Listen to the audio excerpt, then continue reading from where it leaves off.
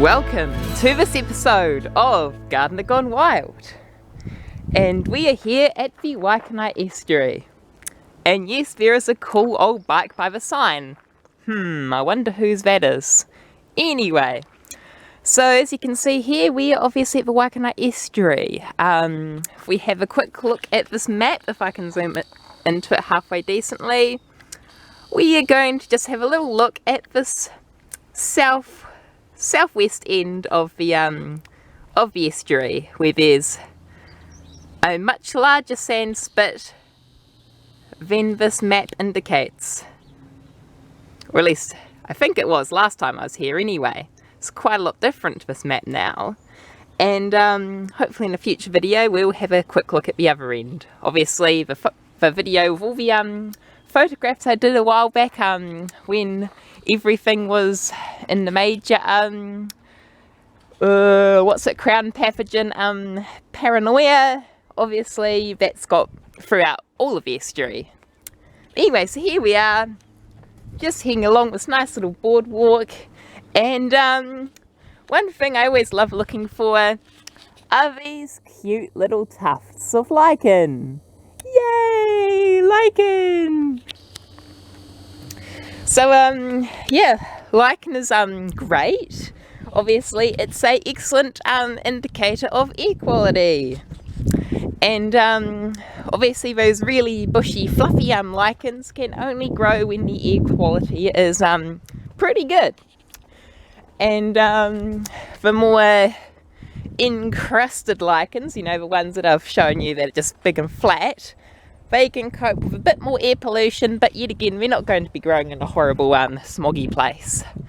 So as you've noticed, all these plantings, yeah, they've been, obviously, you know, they do a lot of you know, restoration here. They have the local estuary care group, obviously Waikanae Estuary Care Group, and as these little signs along here indicate, they've had, you know, plantings from schools and all of that in the past. I know that there's been so many plantings here they can't actually put signs up to show them all, because, you know, virtually all of these plants along here were planted at one point. Otherwise it was basically just grass. And yeah, you know, we've got a good amount of, you know, native species being planted, like you know, oi and wee. I just love saying that. The grasses, and we've got Muehlenbeckia being planted. Or is it Sandcoprosma? Well, not Sandcoprosma, it's one of the there's also coprosmas that look like Muehlenbeckias, but anyway, that's for another day. I think that was a Muehlenbeckia. Anyway, where were we? So this sort of used to be a track of sorts, but they've blocked it off so that they can plant up and, you know, sort of restore it a bit. Luckily it hasn't been trampled on too much, but it looks like they've done that just recently. Yeah, they've had a huge problem, especially with whitebaiters, just you know, kind of making paths and all of that where, you know, they can't, where they shouldn't be, and then of course that, you know, tramples away anything holding the dunes together, and the dunes just kind of erode. Because yes, this particular beach is very famous for dune erosion. Now, if you can remember in that map, the Waikanae River came along here and out to sea. But as you can see, it's a dead end. I know, it's really cool. It never used to be like this. It used to, you know, just go straight out there.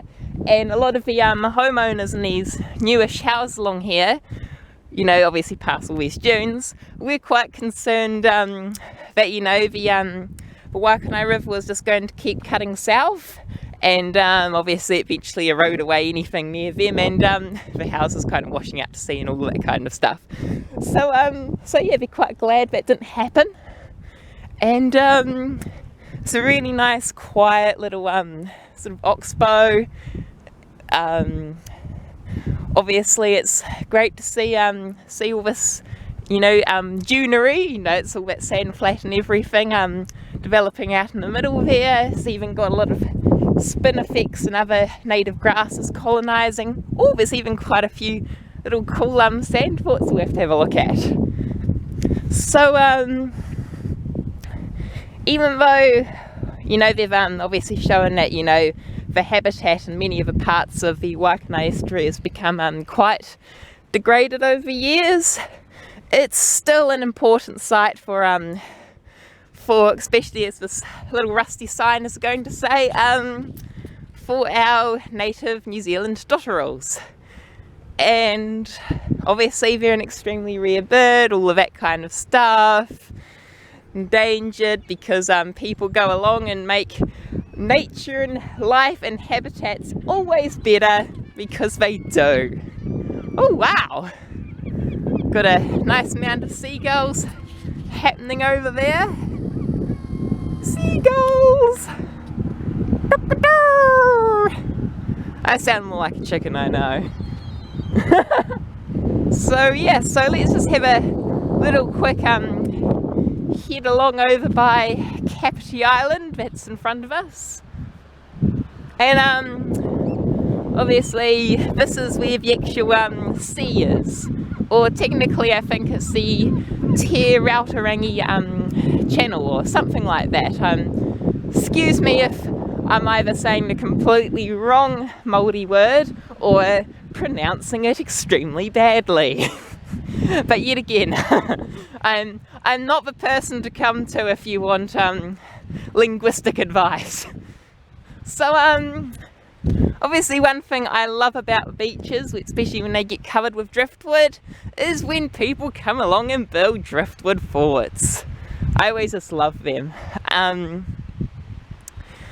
Yeah, so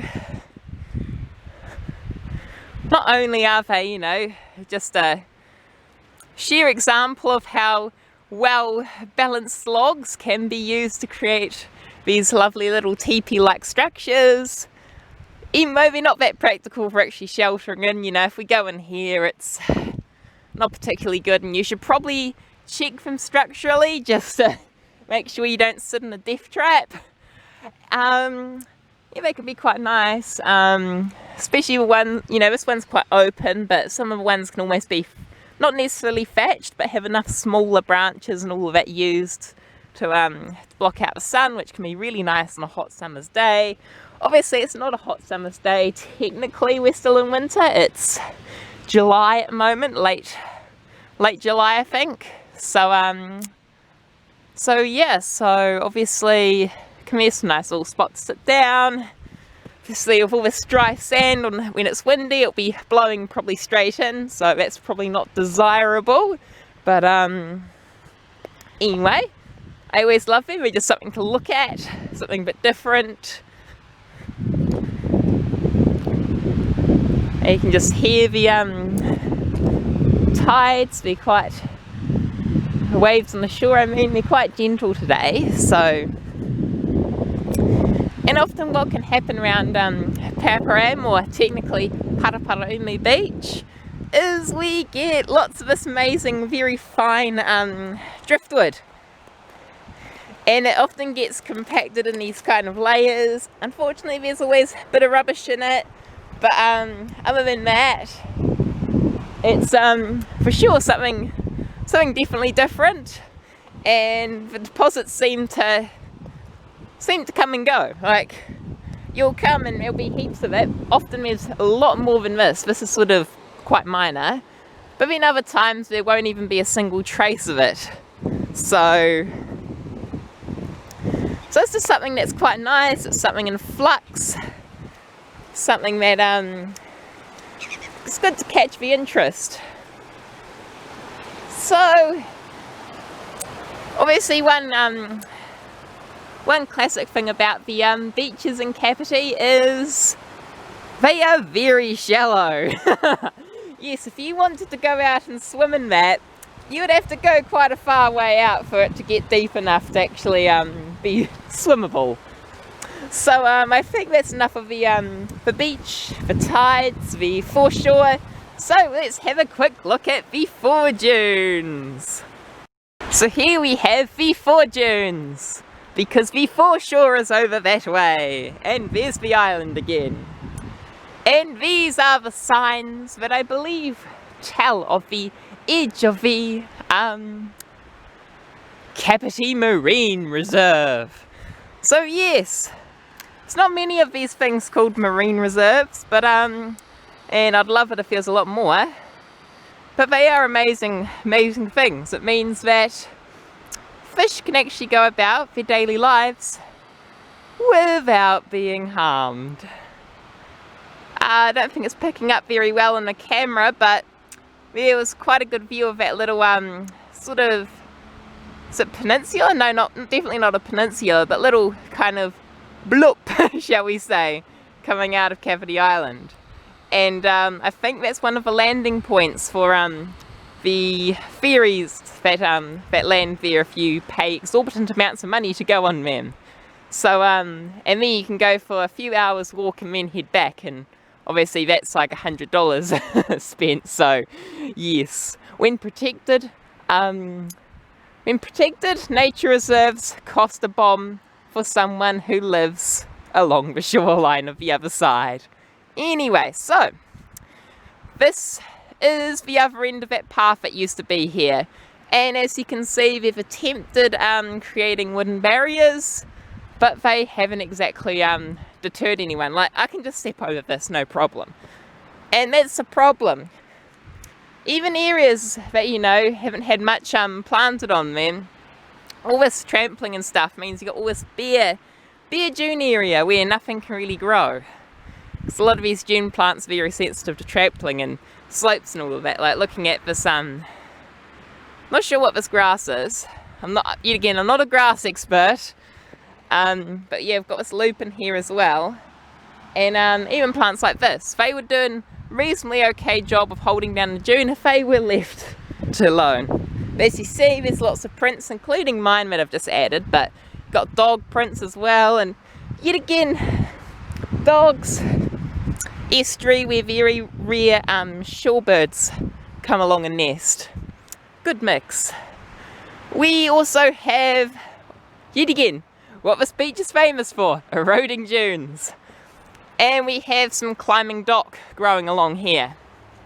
So climbing dock, it's obviously, it climbs, it trails along. It's got these stems that trail along, and then you see these little nodules. Those are its rooty, I was about to say rooty tubers, but yeah, no, those are its roots. And they store, you know, I think they're roots. If you're having one of my, yeah, they are roots, it's a dock, so yeah, they are roots. And obviously, you know, they're a good store of, you know, the plant's energy and all of that. And yeah, and that's how it's successful. It has these roots, you try pull it up, but generally the little vines will just snap off from the root and the root will grow back. And this is a dead tree. Not sure whether it used to grow here, whether it just kind of got shoved up here from the waves. So moving along, that's another kind of route up into the dune, and as you can see, all these footprints and doggy prints and all of that shows you it's still quite well used, and these little occasional barriers put up by the Department of Conservation a while ago didn't really deter anyone. And yes, I think that's the spinifex, it's definitely a native spinifex. And I think that's Mariam grass maybe, I'm not sure. Yet again, I'm not an expert of grasses. So, let's moving along the foreshore. Woohoo! We've got some poor old flax that got buried there. Yep, dunes are a changing environment. You never know where the sand is going to be from one day to the next. Let's see what I got here. Oh, we've got some of the native spinach. So it's a member of a Tetragonia genus. I'm not sure exactly what species. Could be in Plexicoma or something like that. Anyway, it's native beach or sand spinach. And obviously it can be used as spinach. You can just get some nice decent young leaves and give them a munch. Obviously this and more tasty tender varieties like Expansia and all of that are growing, and obviously native to different countries. It's definitely not an endemic plant, or at least some species might be endemic, but I'm not the expert. But yeah, we've got a lot of native species, and native just means, native to the area. It doesn't mean, a native, as in present in the area before settlement or anything to spread plants around.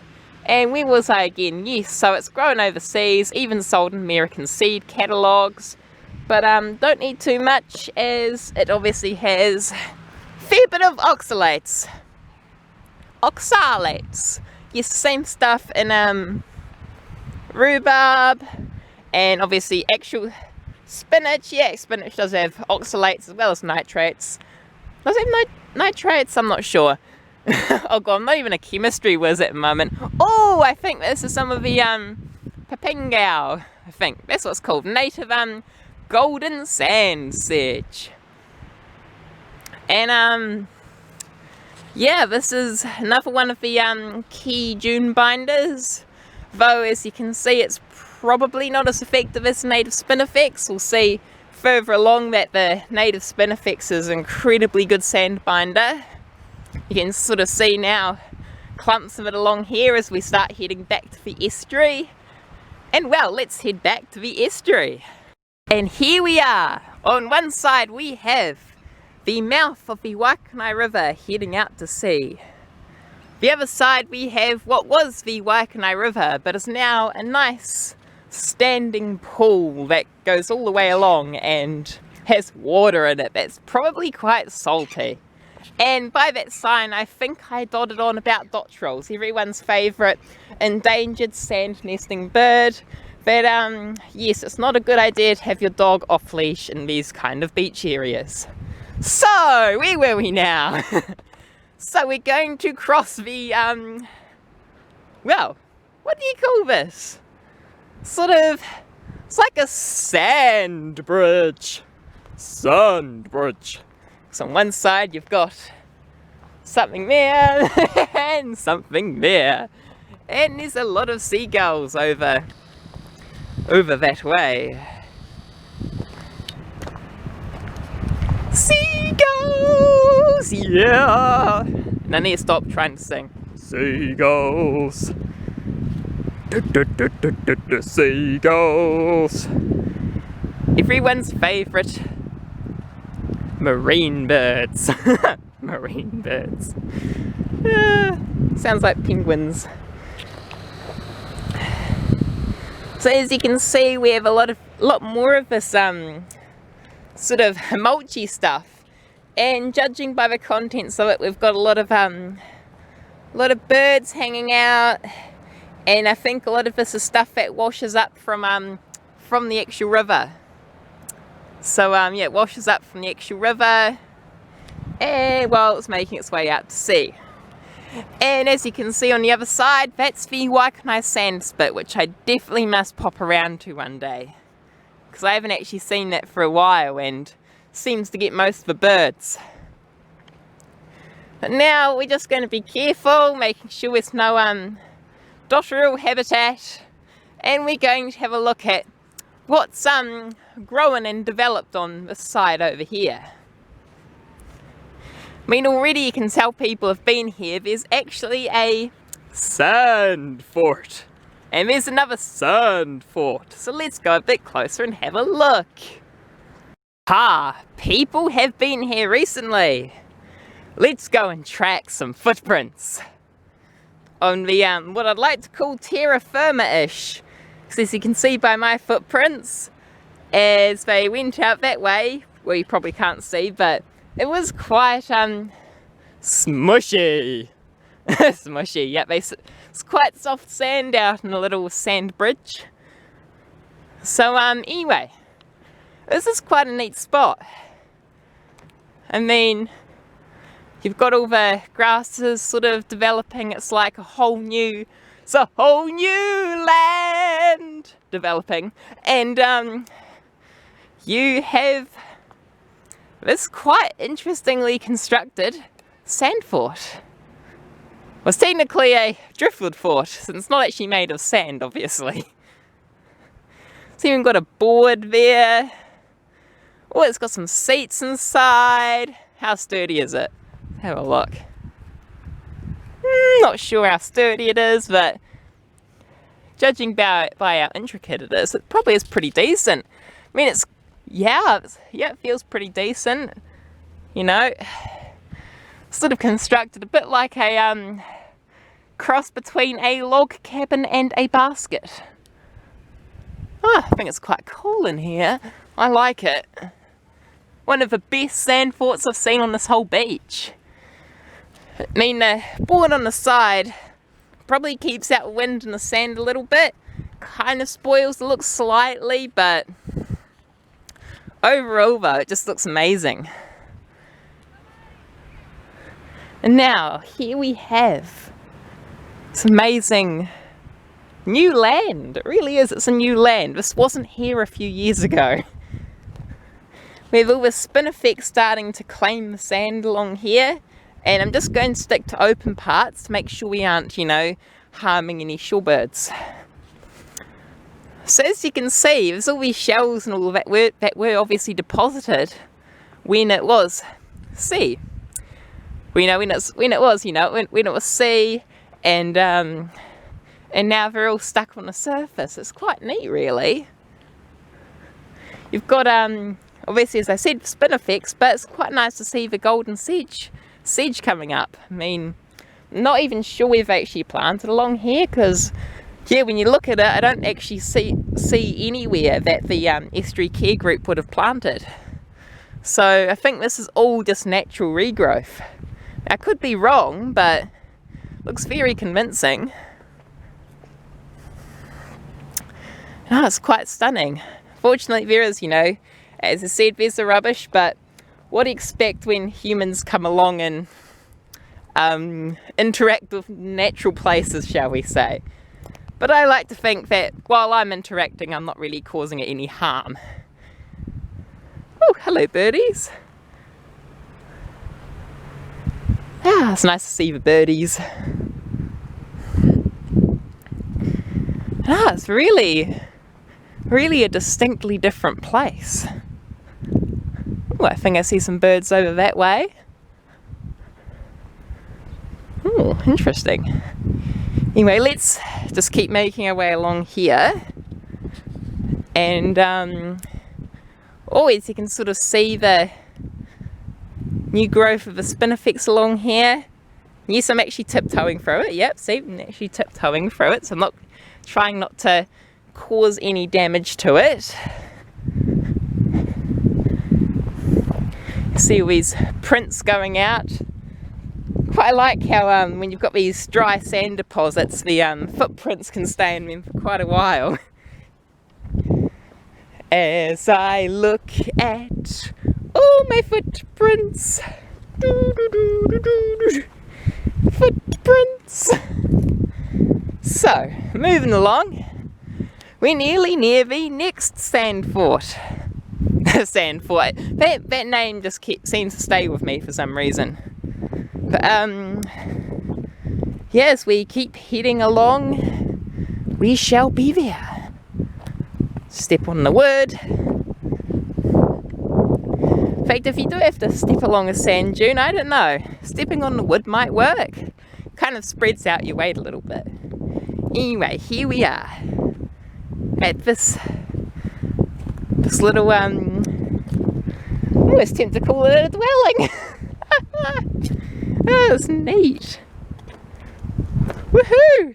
Oh wow, we've even laid out a welcoming mat of shells, which I won't step on because I want to harm it. Got a few little seats in there. So yet again, it's one of those teepee-like constructions, of those balanced logs. It's not the kind of log cabin style that the other one had. That's quite nice, quite different. But I really do like the other one. Now, as you can see, that's the Waikanae River cutting into the sandbank along here. So it'll be interesting to see how long that can stay there, because see sort of when the tides get quite high, it's been eroding along the upper edge here as well. So it's got a couple of logs to hold into place, so we'll see how that lasts. It'll be quite interesting, really. Anyway, Oh, I think we've got some shags over that way. We've even got one in the water. Let's see if we can see it.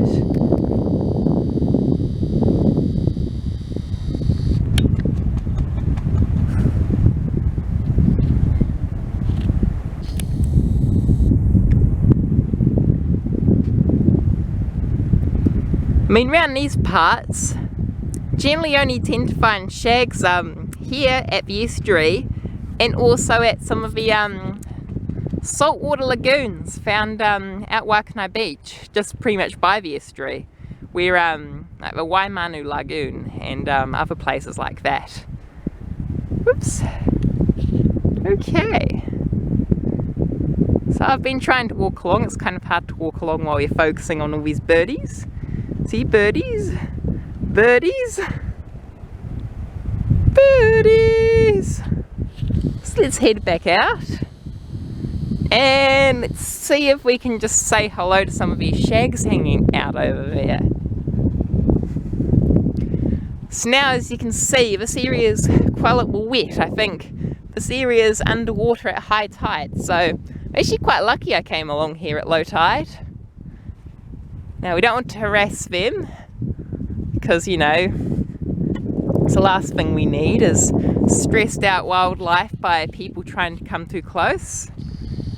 Oh, I think that our friend's off swimming with his pals.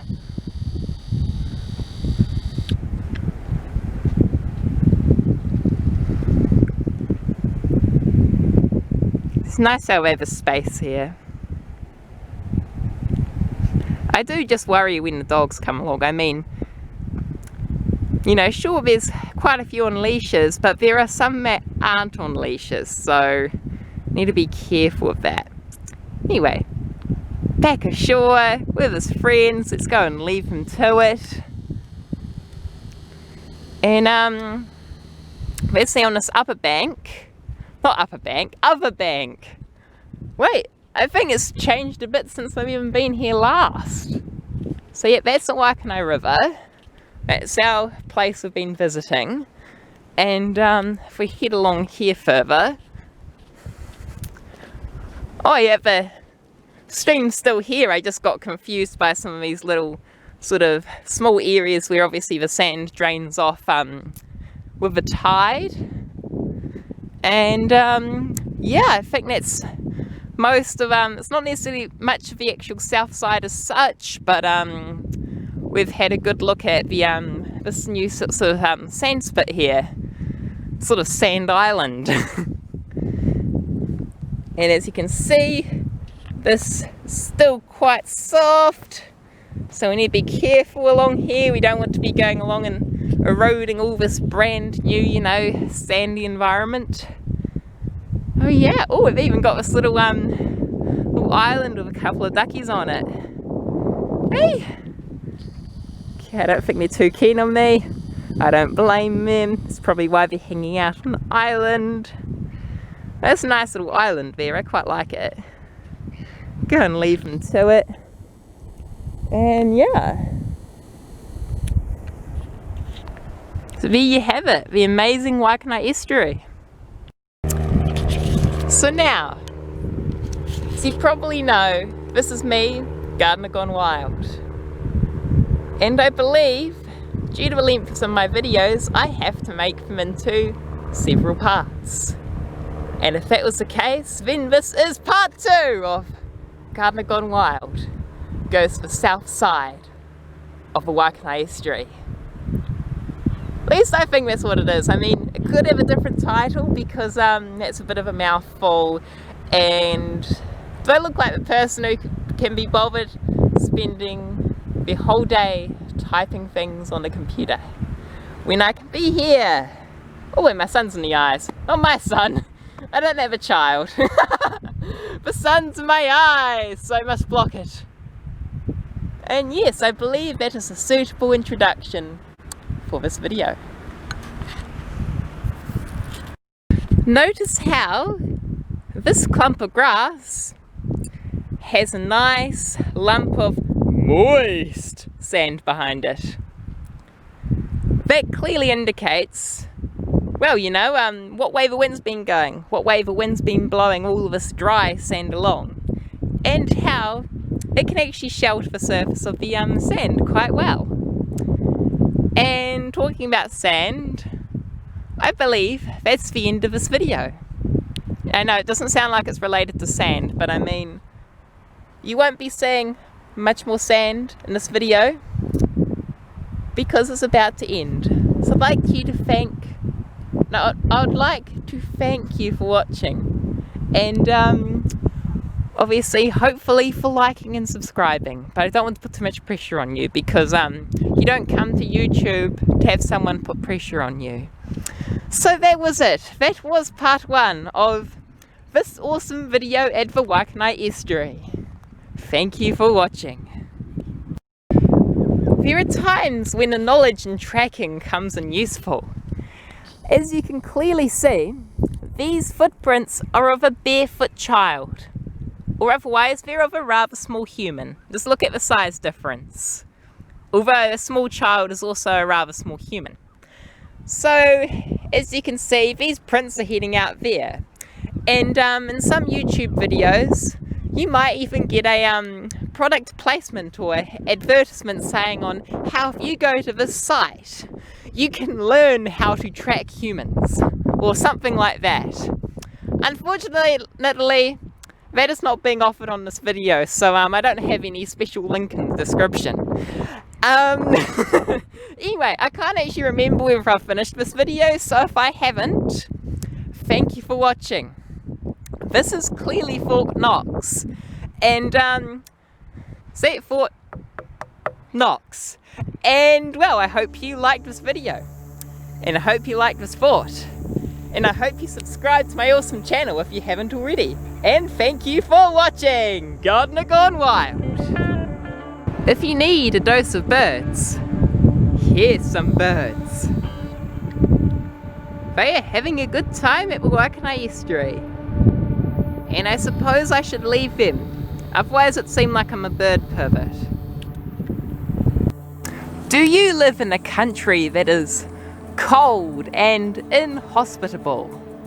A place where palm trees do not naturally grow? Even if you have stunning beaches, a beach will never feel right without a palm.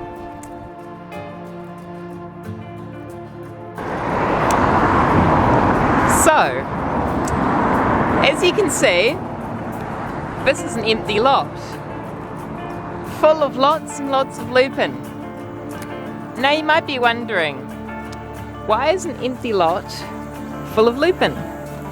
But it's actually quite a good idea. It means that, you know, the sand in these sandy beach areas doesn't disappear, and well, holds the soil together, fixes nitrogen, and makes it not look like an eyesore. And there you go. That can't be all for this video. Clearly not. We have a couple of birds here. And not exactly a zoological expert, so I'm not sure exactly what they are. So anyway, they're quite cool. We'll leave them to it. But anyway, so on that other bank, there was of course a roped off section. Hope I didn't get people in that, but didn't want to disturb them too much. The people, as well as wildlife, but yeah, and this roped off section with a cool wall built on it. I wonder who built the wall. A big mystery. So, that's it. We've had a good look on this side, and I think I probably need to be heading off. So, sayonara, I think. Anyway, thank you for watching, and yeah, I hope you enjoyed this video. That was me, Gardener Gone Wild. This was the south side of the Waikanae Estuary, rather the south spit, but I don't think that has quite the same ring to it. So hope you enjoyed this video, and stay tuned for more cool Gardener Gone Wild videos, including hopefully Another one here, but not here, on the other side. So, please remember to like, subscribe if you haven't already, and continue watching these videos. Because, well, they're a great thing to do in your spare time, aren't they? I like to think so. And then, let's face it, when you edit them, you have to watch them in your spare time. Nah, I'm kidding, they're great. Okay, at least I think they are. Let's head off. Goodbye.